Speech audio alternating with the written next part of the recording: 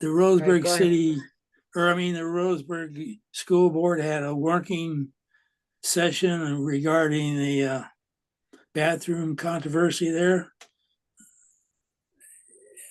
Uh, solutions, and they talked about um, providing separate, providing separate stalls and and the dressing rooms, and about how old the bathrooms are, and the dressing rooms are. So I was kind of interested with that. They seemed like they were approaching it in a fairly positive manner, and that they had money available that they could use to create separate stalls in that. And one of the models that the Roseburg superintendent pointed out was Douglas High. Uh, that they because they had a lot of they had a new gym put in, and some new locker rooms to use. And actually, I got to thinking about that because I've I, I've I've gone to their gym quite a few times for basketball games, and they have this is in the gym itself, a public area there that's basically you walk in and there's like six six separate stalls that you can use. And it was, when he was talking about that, I got to thinking about it was kind of amazing. Could you go in it, at halftime, and high school girls are going in there, and everybody's using a stall, and there's a kind of a joint washing area to wash your hands. And it was like I never thought anything about it. It was just it was there, and everybody was using it. And that, I just found that interesting, that I've experienced that situation, and it it seemed to work really smooth, and there wasn't any issues or any hesitancy on anybody's part. So I just wanted to mention that. So Yeah, I did see that, and I thought, well, man, that is really the answer. And then, in this discussion, Glenn and I happened to go up to Mile up Little River, right, to hang out for the day last week or so. And they have those, odorless outhouses, yeah, that are there. And it's like a duplex. It's a duplex toilet. And it used to have a picture of a female, right, on one yeah, and a picture of a male on another. But I noticed that is gone. And they both just say restroom, right? And I said, isn't this kind of the easy solution to to this right. whole, toilet and shower situation? It's like, yikes, Um, so I'm hoping that that is resolved. It hasn't done with the ethical problem of rabble rousing your children into picking on one of their peers. But Right, I guess we can't, really solve that. right. Well, I was just kind of, when I got thinking about it, it was a very conservative community, like Winston, seeing how smoothly this whole situation worked, and there wasn't any issues at all. I mean, I would walk in there with high school girls, and they would go in one stall, and I'd go in the other stall, and that was it. There wasn't any Yeah. issues or anything. So I mean, I think if you present a solution, it works out pretty well. So Yeah. And too bad Octavia dropped out because she actually graduated from Winston High. I don't know if Douglas was, it's yeah, Douglas High, right, in Winston. And but that was shit 8 years ago. So I yeah, don't know if they've done it within the last 8 years. She could have given some yeah. insight to it. This gym's about 4 or 5 years old, so it's Oh. it's fairly recent, but Yeah, well, that sounds like a practical solution to me. yeah. So anything else? We want to talk about SNAP very quickly, Sure. because that also pertains to the housing crisis as well. Uh, Developments on SNAP, the payments were set to expire yesterday. From what I was told, two federal judges ordered um, the White House to pay up with their emergency fund. But I haven't heard of any developments today on that. But it did occur to me that the SNAP issue is one that would ramp up um, the poverty crisis across the United States, but especially here in Oregon. Um, we're in a situation in Roseburg, at least, where the two whole wards of the city are without supermarkets. Much of Mhm. the city, just the city, not counting the county too, but the city of Roseburg, largely a swath of food desert. Yes. Um, and so the uh, loss of SNAP benefits for people who are relying on it are not just in conditions of food scarcity in one sense already, but now compounded by lack of food money. That's that is a sum of money that's not insignificant. A week's worth of groceries, grocery money can go a long way. Um, and so I understand it as this withholding of SNAP funds to be another way to push people into homelessness, It certainly could do that. or into conditions of dependency. And it also, speaking from like a business angle on this, that's a threat to certain grocery stores in the area. Um, and that is a SNAP funds are a pretty big chunk of money that is spent on groceries nationwide. And Hmm. to remove that from the equation on one hand, if people are not buying food anymore, you might be more inclined to steal it. But if people are not buying food with their SNAP money anymore, that's that's a hit to grocery stores. But Absolutely. it also means that if people are buying food, uh, if they are able to, they might take it out on credit. And that is developing debt. That's developing the decrease of credit scores, and that decreases people's ability to get housed or to continue to be housed. It's a very there's a real domino effect with this SNAP funding that I see is gonna hit counties like Douglas particularly hard. Yeah. Well, we have about 20 to 25%, depending on what data you're looking at, that of our households, right, have SNAP benefits. And you're right. I don't know if you saw the owner, Steve, of the local grocery outlet actually was in the news criticizing this happening, right? The cuts, and even, offered a 10% discount to anybody, shopping for food in the store who showed a SNAP card, right? To help.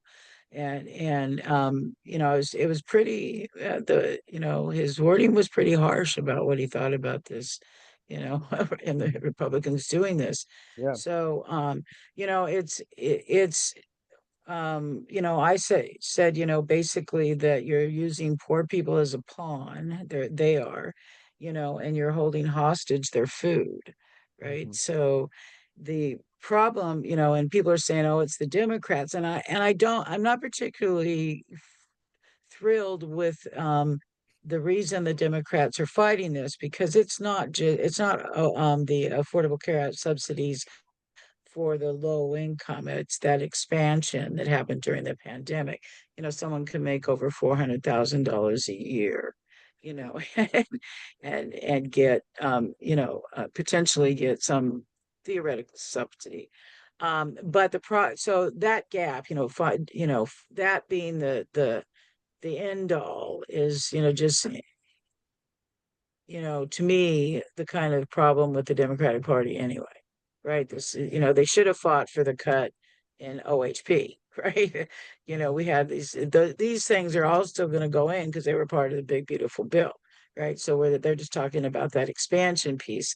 However, I'm glad they did something. And that certainly doesn't justify what the Republicans did. For one, because it seems to have been based on a lie that they say they had no legal authority to use the contingency money. However, the last big shutdown was in 2018-19, the longest one, right?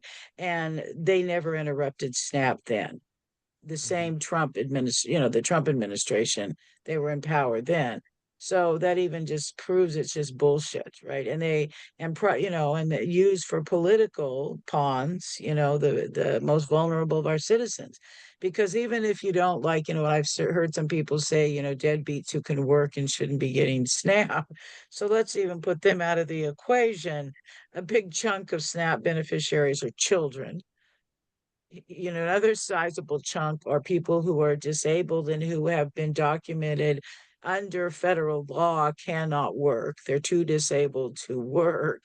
And then the other group are seniors, or low income seniors. So, Including it's, veterans, yes, including veterans. if Good anyone cares point. about that. If Right, anyone right. cares So about veterans. right. So, it's all just, the worst kind of, political and maybe the Department of Agricultural head, right? I think that's who it was, said that it doesn't look like the Trump administration is going to appeal those rulings and going to go ahead and, give out the money.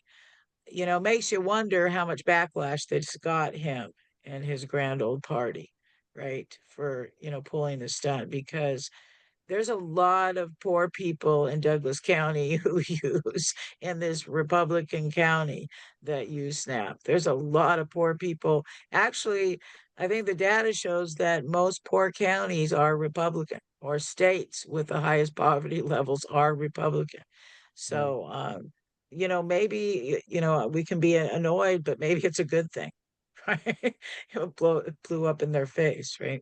At some point, um, people are going to defend the poor. On a good note, I will say that what I saw happen in the last week is people rallying to kind of meet the gap, right? To do something, including Bruce Smith, it's a city council Ward 4 person, actually got an arrangement with his senior center that they would give free meals to seniors if they had SNAP cards. And they feed, I think, sandwiches, burgers, something, a couple of days a week. It's Tuesday and Thursday, and then Friday they have a full meal that they do there. So, and that still holds as long, because right now, even though it may be settled, that it's going to take a little bit for the states to get the money, and then they have to ramp up. And I heard something this morning on the radio that it takes at least 72 hours for them to Mhm. states to be able to process. So you're looking at, even if they did it immediately, and they're not going to drag their feet. The problem is, in the news tonight, I heard them say that the Trump administration has his lawyers looking at it. That always makes me nervous when people say shit like that. Yeah, So I heard that too. That's kind of like,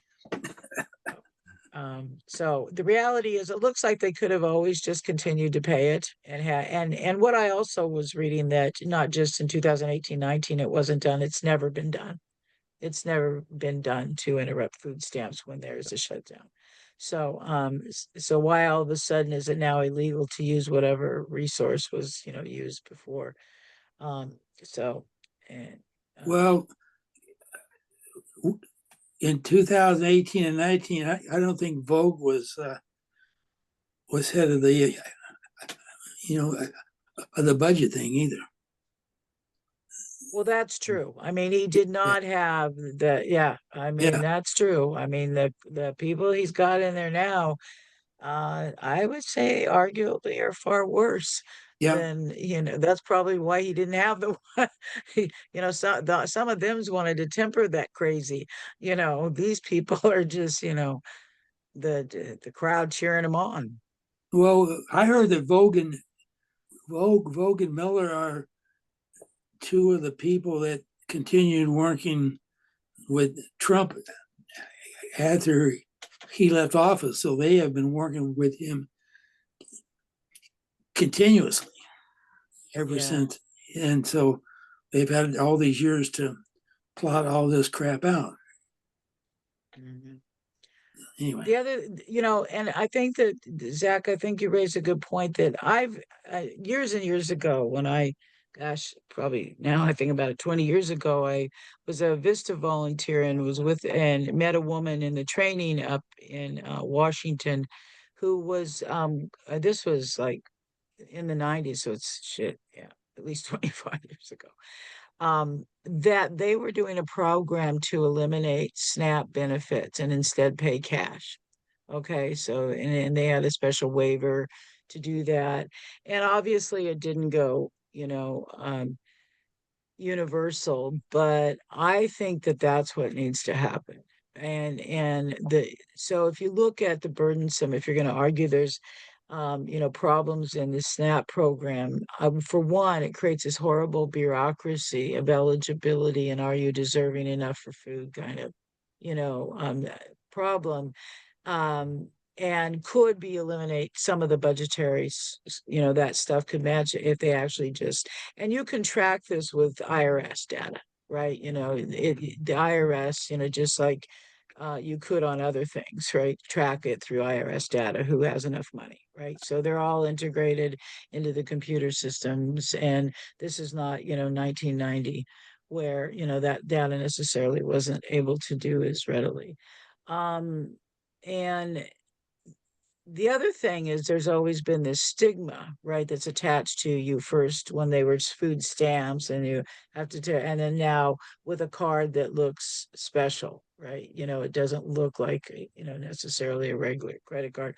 It's a very, people learn to know what it is. So the whole idea of why, people can't just have cash, but it's that patronizing authoritarianism that makes that poor people aren't smart enough to figure out how to budget crap money. Well, surprise surprise, they probably do it better than capitalists do because they have to by necessity. um, and then back to the issue that some of the people need STEP benefits who get Social Security, who get Social Security disability, who get supplemental security income, because none of those give enough cash benefits for people to avoid having all these other subsidies in their lives. And so I think it's a bigger question. The other one is the food access here. Like you said, grocery stores. And not just grocery stores. I think we touched on this before. Why don't we grow food here? Right? We have some of the best environment right now to grow food, Mhm. and could produce a significant amount of food in our community. I do know that other people, have stepped forward to donate food in the community right now. There, I know that with Food Not Bombs and Housing First, they are now, having probably more an outreach pantry for people. And I know that this has made Housing First Uncle decide that, we're going to have a small pantry. So when people drop in on Wednesdays, that if people need food, they can get it, and just try to expand that access to the food, because we do live in that food desert. We're downtown, and that's a reality. I live in a subsidized senior and disabled building. There's two other apartment complexes. Most of the regular folks that live there, and I separate them from the college students from UCC, because I don't know how good of how good those athletes get it. But a lot of them with the transportation issue, right? A lot of people in the building here, I know people in the Colehagen that don't drive. I'm assuming that's the same for the Grand, and people have to go with a bus system that runs once an hour, right? It takes 3 hours about of your time to go shopping from here, to At get least, to either at least. Safeway or Fred Meyer, right? Or Mhm. Walmart, whichever one you want to pick, or Wingo or Sherms. It's going to, because of the bus system, the way it runs. There's not an easy road. And then it travels all over town. You get a tour. Yeah. I've Three done three it. We've hours, done 3 hours is being very generous and undershooting it, I think. Well, and you have to time yourself, right? You have to get out of that store, because Mhm, you ain't going to see a bus for another hour if you don't, right? So mhm. it's yeah, the whole problem of access to food, particularly in this, which would seem to me to be something that the city could get itself involved in. I do know that Ruth also reached out to the city manager to kind of say, what can the city do, if because this is going to be a real crisis.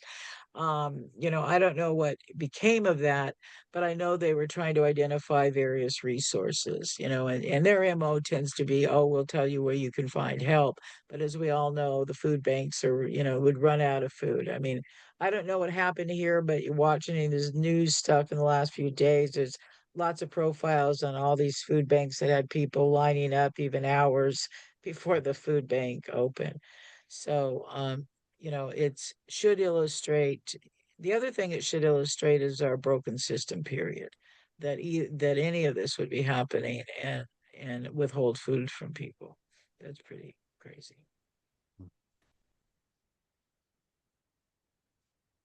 Anything else? Oh, you got me depressed. So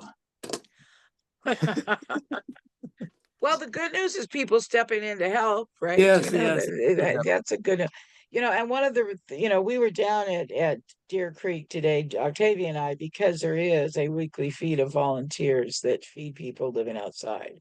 Team Smiles does that every Saturday. And and although it's not something that would be something I would focus on, the feeding folks, I do know that it not only feeds people, it also lets them know that not everybody in the community hates them, right? And I think it does, give, and particularly like with Team Smiles, it's been around for a while, and particularly their organizer, Meg or Manya is people do see her as someone that is trying to help them and in a good way. So Yeah. Well, so in any kind of crisis, it's not it's not the city government that is helping people. It's right, not the feds. It's the community itself. Neighbors yeah, helping neighbors. We help each other. We take what right. the phrase that I've heard thrown around a lot in recent years is we take care of us. Well, and I think that although Ruth, as a city council person, reached out to the city manager because I think it's a valid inquiry. What can the city do? That didn't stop Ruth from doing stuff, and she and I were actually planning on, pop-up soup, stone soup, cafes, where we could figure out where we could place, how many people we could get involved to actually feed people at least once a week, that every day of the week people could find food somewhere. Mhm. So you're right. I mean, um I wouldn't let the city stop me. Let me just say that.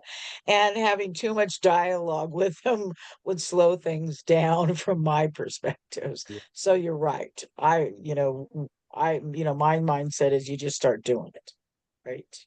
Mhm. I don't even need to ask the city. The technical term we would use for that is direct action. That's right. Yep. That's right.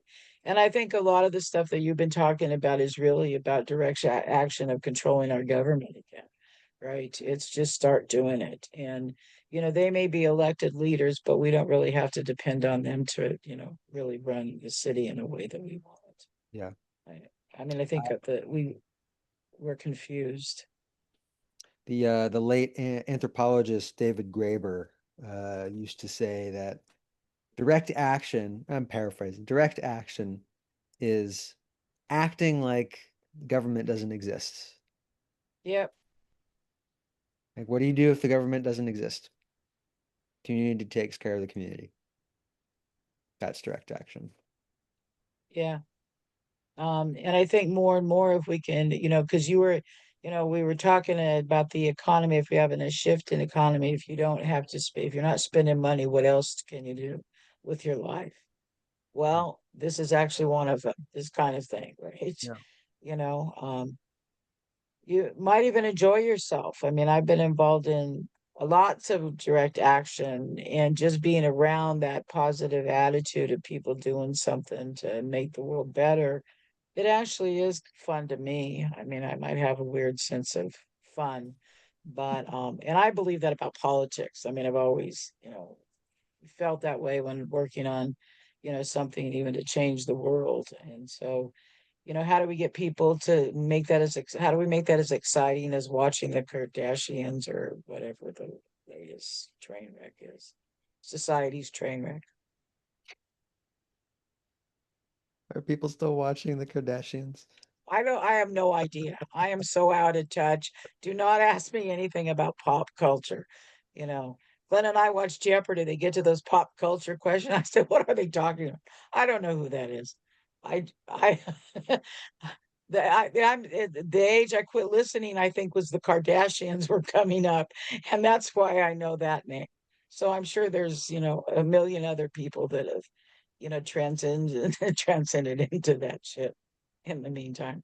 You tell me, you're a hell of a lot younger. You probably pay more attention to pop culture than me. Well, I'm swimming in literature and Oh yeah. I'm not as up to speed with what's hip these days anymore. Yeah. Well, Well, I definitely am not hip. How about you, John? what I think it all evolves around Trump right now. Unfortunately. So Mhm. Well, I think for us, because we're political folks, I mean, we do pay attention and care about this shit. But I yeah. think a lot of people know more about pop culture than they even know about Trump. Well, I don't know. People pretty upset about Bad Bunny. So that was kind of. Oh yeah, now they know. Now they know who he is. And see, I I didn't didn't even know know who he who was. Bad Bunny. Right, me either. So, all right, Zach. Here's the test. Did you know who Bad Bunny was? I know the name. Well, then you're That's better about than it. I. See, then you are more in touch than we are. I'm a Yeah. big fan of his now because he got all the magnet people pissed off. So Yeah, right. That's a good point. Then we should follow him. Yeah. So, anything else you want to talk about? I'm trying to think what the hell happened this last week. no, we're gonna have that banquet next week on Thursday. That's so This coming week or the week yeah after?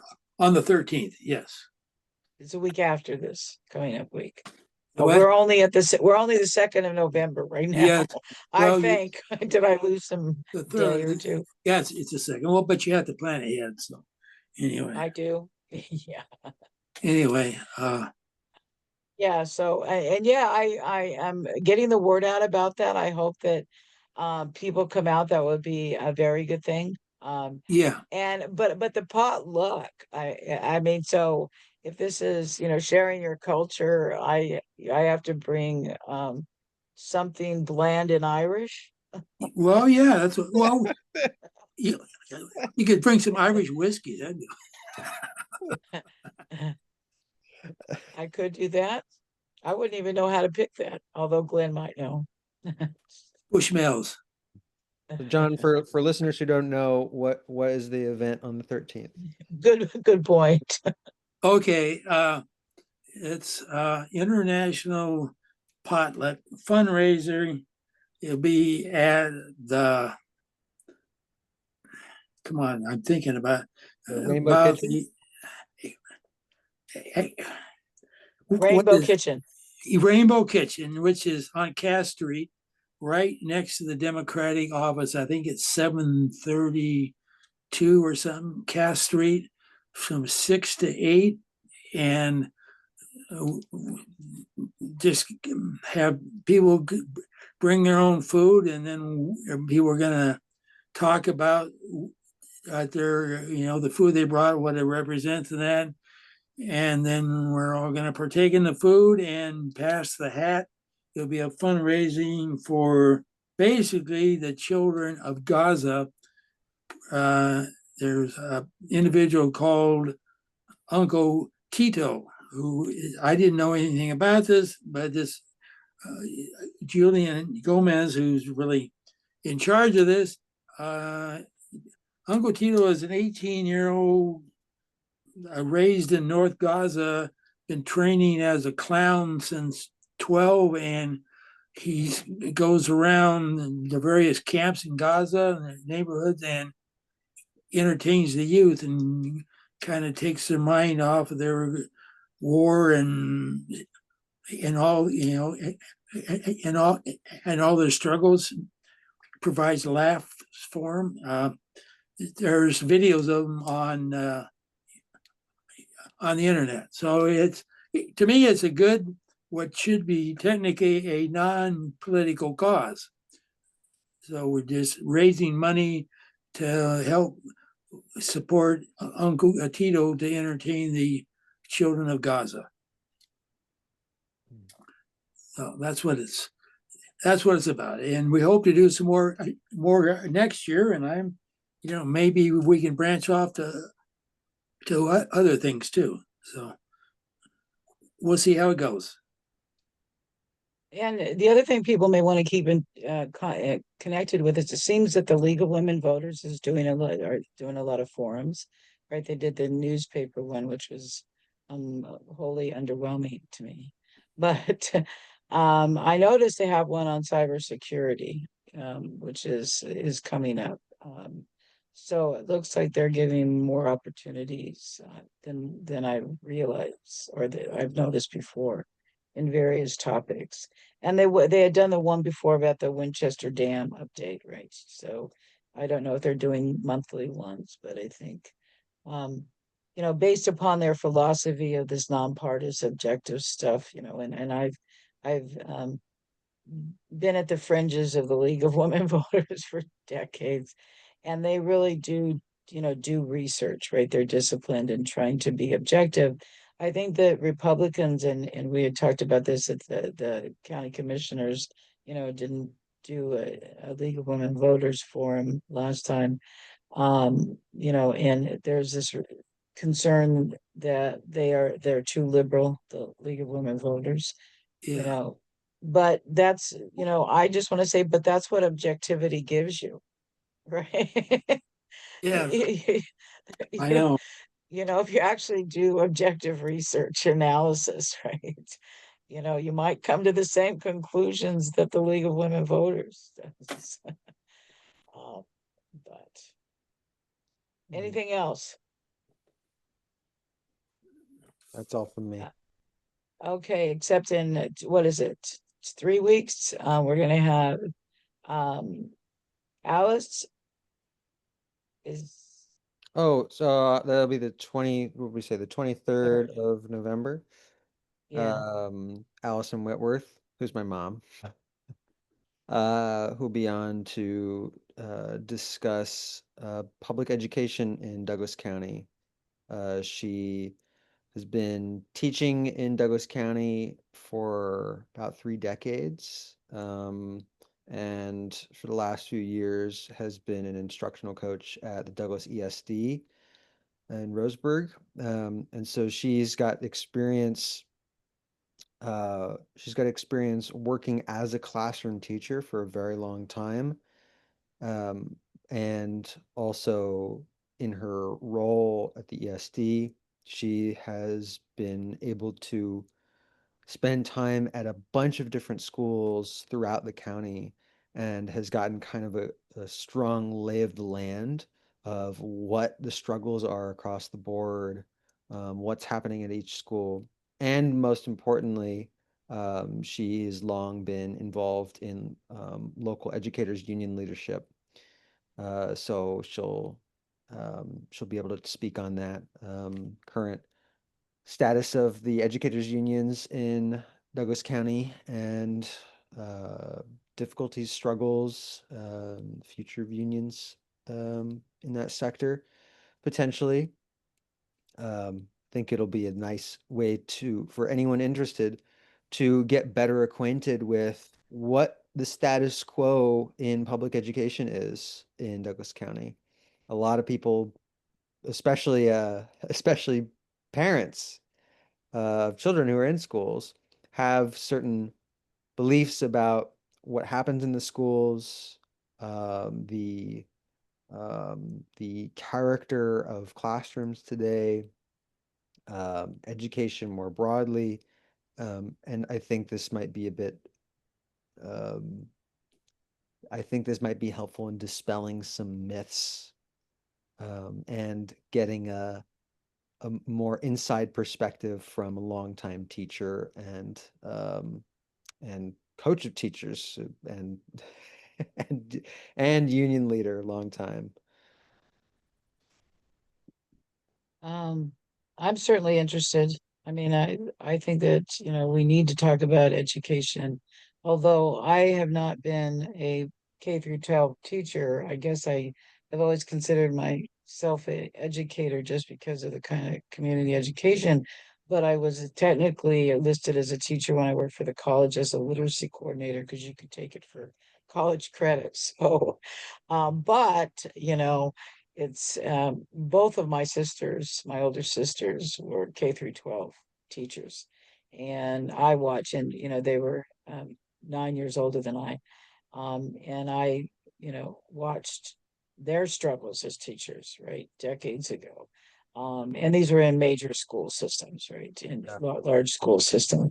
And having had three children go to school in California as well as here, there were some interesting things about it. And plus that, I've also been a special ed advocate and actually done, advocacy hearings and participated in an IEP and helped a variety of kids in special education services.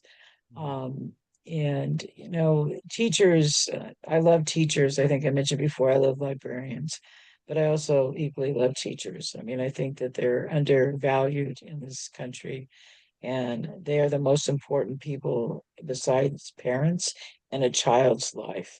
And for us to be so disrespectful to them, and we're willing to, give them the responsibility to teach our children, it's just crazy stuff again with the American system of education. And the other thing is, and your mom might get, Allison might get jammed on this from time to time, is the poor outcomes of Oregon, right? They just, again, a national report on Oregon, Oregon schools. So, what's the solution for that? I mean, I think I know what it is. One is fund schools better, but then the controversy of charter schools, right? Mhm. And now that's been in effect in Oregon, what, 20 some years, charter schools? Yeah. Yep. So Well, even charter schools in Douglas County are not necessarily in good footing.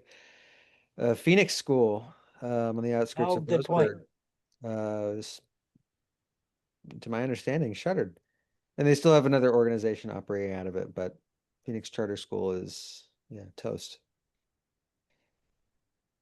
Yeah, and that's unfortunate because having done advocacy on behalf of kids in that don't fit within the regular traditional school system, it was actually at least 20 years ago, 30 years ago here, was that beacon for those kids. I mean, I know kids who went through there, and it was really great to have that school here.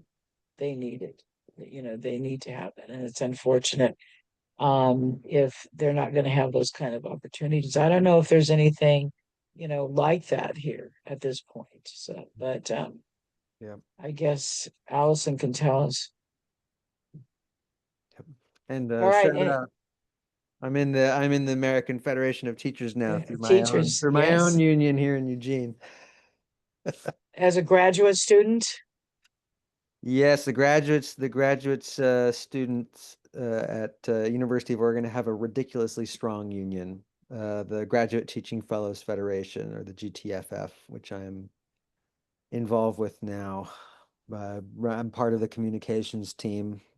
So if anyone sees posts on the GTFF's Instagram, that'll be me. all right. I don't know that I'll have opportunity to catch it, but I'm sure you're doing a great job. All right. So next week, anybody have a suggestion of a topic of a guest I can run down and twist their arm? Well, I might think of something. I'll let you know. All right. I'm sure there will be more horrible stuff to discuss in the coming days.